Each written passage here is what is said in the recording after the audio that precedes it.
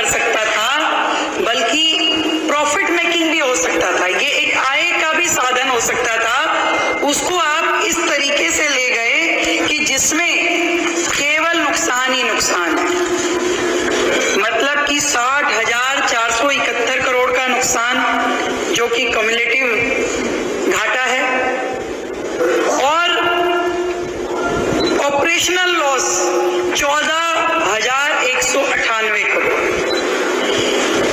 कितनी बुरी स्थिति में डीटीसी को ला दिया गया। और लाए कैसे?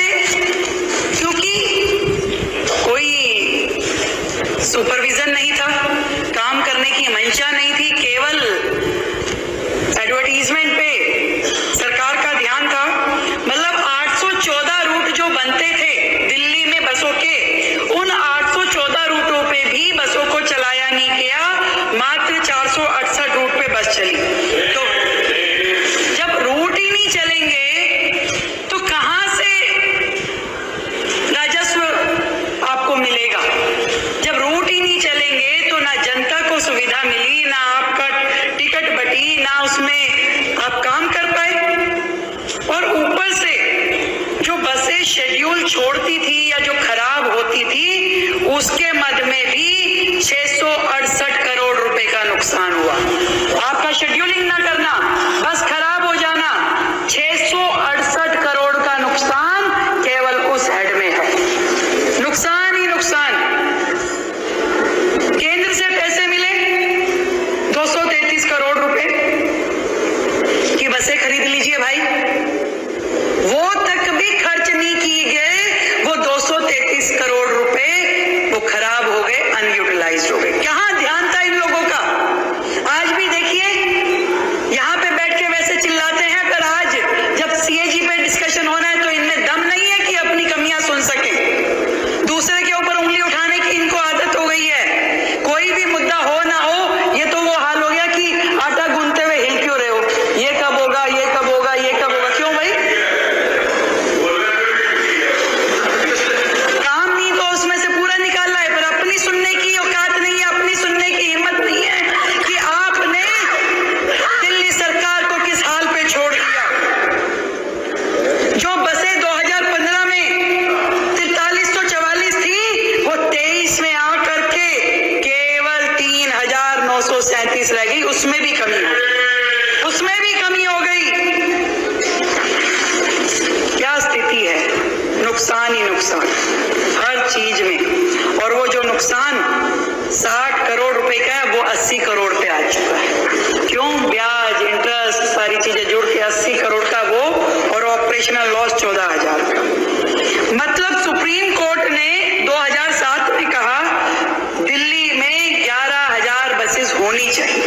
2007 में 11,000 बसें बोली, परंतु बसें कितनी? 2023 तक 3,937, केवल इतनी। इनकी ओर से और बसेस आए, उनकी खरीद हो, जनता को दी जाए, मतलब नहीं। जो है उनका भी मिसयूज, रूट पे नहीं ले जाना, यहाँ घुमा दो, वहां घुमा दो। और फिर वो टिकटिंग में जो वो केजरीवाल जी ने कहा कि भाई बेचारी महिला को टिकट नहीं मिल रही, महिलाओं को तो मिल रही है, पर उनका शेयर उनको नहीं मिल रहा, इसलिए उनको तकलीफ हो रही है कि अब भारतीय जनता पार्टी की सरकार आ गई, अब क्या करें। परंतु एक छोटी सी कहानी सुनाती हूँ अध्यक्ष जी। एक गांव में एक दुकानदार के यहाँ चोरी हो गई।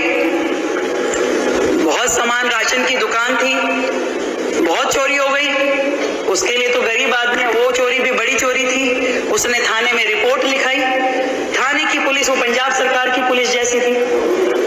वो आई बाद में, दो ठुल्ले इधर, दो ठुल्ले उधर, ऐसे करके पूरा चारों तरफ खड़ी हो गई। और वो बोरी थी बादाम की। तो पुलिस वाले आए और कह रहे, हाँ भाई क्या हुआ है, जरा सूची बताओ, क्या क्या चोरी हुआ है लिखवाओ। और ले मुट्ठी बादाम की और फिर मुंह में। उधर से दूसरे वाले ने ले काजू और फिर मुंह में। कह रहे सूची बनवाओ, सूची कितनी चोरी हुई है, आइटम लिखवाओ, कितने का सामान गया है। कि सर बनाता हूं, अभी तो चोरी हुए ही जा रही है, अभी तो चोरी हुए ही जा रही है। यही स्थिति इस दिल्ली सरकार की है। अभी तो हम ये सीएजी की रिपोर्टें देख देख के बोल रहे थे, बाकी साथियों ने भी बोली। मैं आपको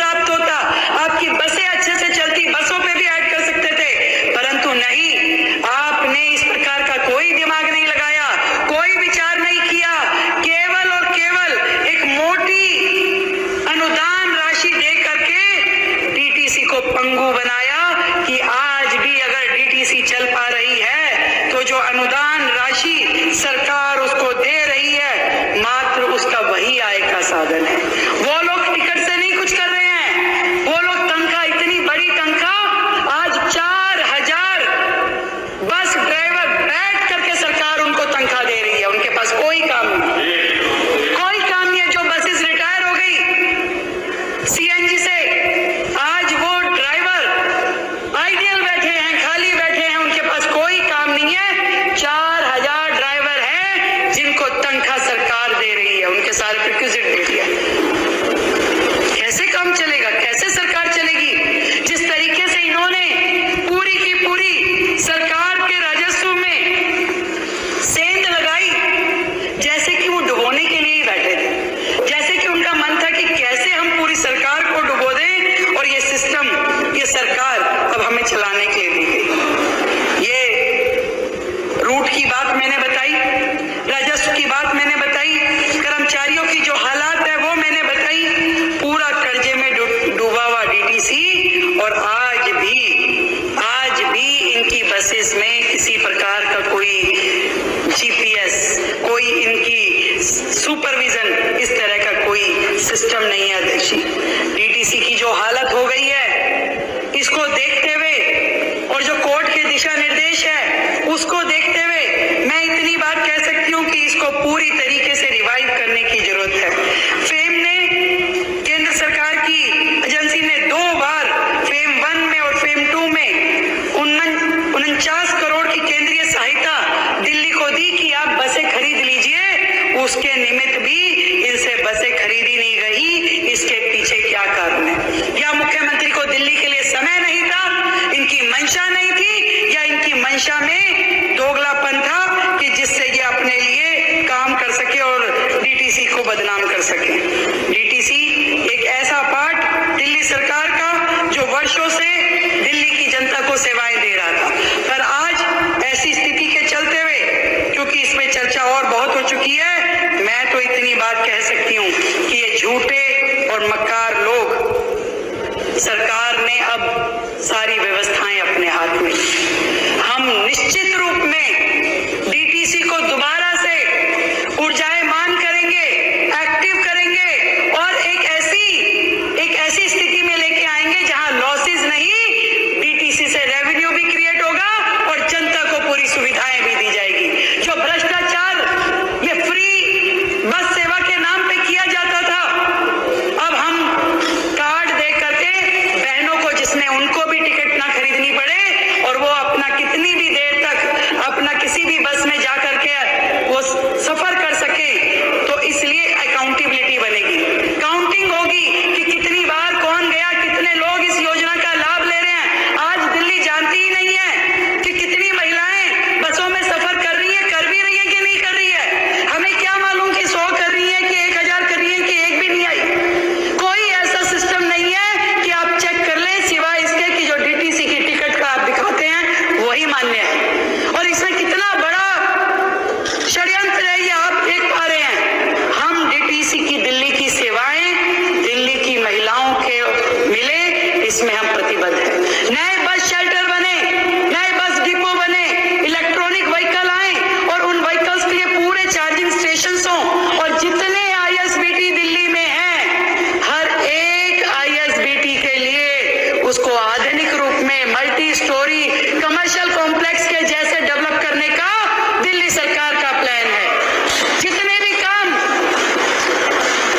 हम एक भी एजेंसी को गर्त में पड़े हुए नहीं देख सकते, कर्ज में डूबे हुए नहीं देख सकते। उसी में से साधन निकलेंगे कि जनता के साथ जो हमारी कमिटमेंट है वो भी पूरी हो और जो हमारी व्यवस्थाएं हैं वो भी सुदृढ़ हो। आज है नहीं विपक्ष, अब किसको सुनाएं, पर जहां हो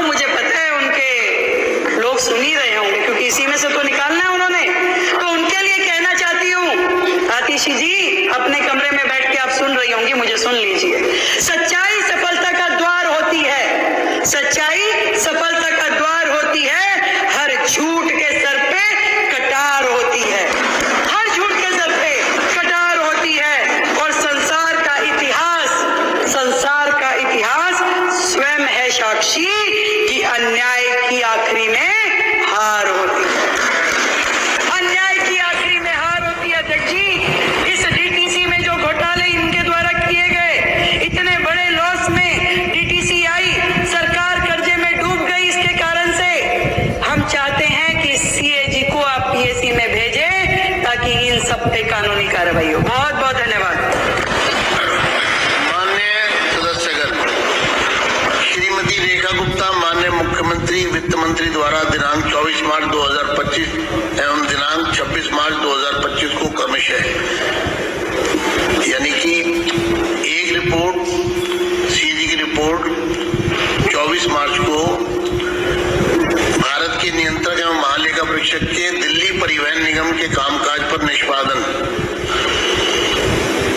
लेखा परीक्षा प्रतिवेदन वर्ष 24 का प्रतिवेदन संख्या 4 तथा